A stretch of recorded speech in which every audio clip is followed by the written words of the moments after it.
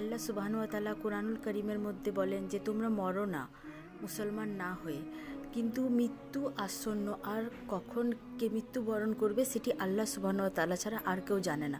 তবুও আল্লাহ তাআলা মানুষকে বলছেন যে তোমরা মুসলমান না হয়ে মরো না, অর্থাৎ আমাদেরকে বলা হচ্ছে যে তোমরা আত্মসমর্পণ করো আর সর্বদাই তোমরা আত্মসমর্পিত অবস্থায় আল্লাহর নিকট থাকো, কারণ তোমরা জানো না যে কখন তোমাদের মৃত্যু আসবে।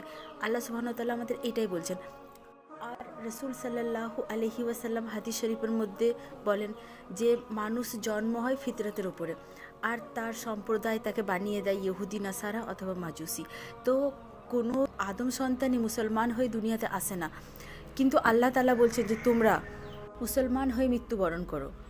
তাহলে আমাদেরকে আল্লাহর নিকট আত্মসমর্পণ করতে হবে।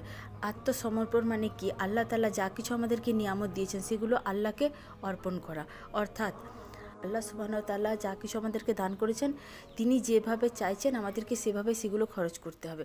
যেমন আল্লাহ তাআলা চক্ষু দান করেছেন, অতএব আমরা সেসব কিছু দেখব যা আল্লাহ আমাদের আদেশ করেন, আর যা কিছু আল্লাহ সুবহানাহু ওয়া তাআলা নিষেধ করেন সেগুলো আমরা দেখব না। আর তিনি আমাদের কর্ণ দিয়েছেন, আমরা তাই শুনবো যে আল্লাহ তাআলা শুনতে বলেন। তিনি আমাদের অন্তর দিয়েছেন, আমরা এই অন্তরে তেমনই ইচ্ছা করব যেগুলো আল্লাহ সুবহানাহু ওয়া তাআলা আদেশ করেন। আর এগুলো আমাদের জানার জন্য আমরা কি করে বুঝবো কোনটা ঠিক কোনটা ভুল, কোনটা আমরা করব কোনটা আমরা করব না। এই জন্য আল্লাহ তাআলা বলছেন যে তোমাদের মাঝে আমি এক রসুল দিয়েছি, তিনি হচ্ছেন মুহাম্মদ মুস্তাফা সাল্লাল্লাহু আলাইহি ওয়াসাল্লাম।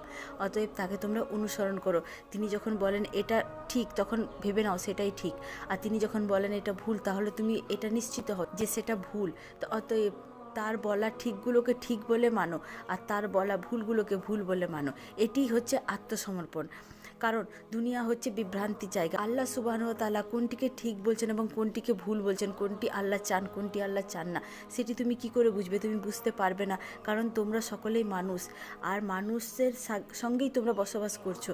তো অতএব তোমরা এই তফাৎটা বুঝবে না। এই তফাৎটা বোঝানোর জন্যই তোমাদের মাঝে আমি রসুলকে পাঠিয়েছি, যিনি আল্লাহর নিকটে এবং আল্লাহর আদেশ আল্লাহর নিষেধ তিনি উত্তমভাবে বুঝেন, আর তিনি উত্তমভাবে বুঝিয়ে দিতেও সক্ষম। তো অতএব তুমি তোমার রসুলের কথা শোনো, আর তার অনুসরণ করো, আর তার আনুগত্য করো, আর তিনি যেভাবে বলেন সেভাবেই তুমি জীবনযাপন করো। এটি হচ্ছে আত্মসমর্পণ।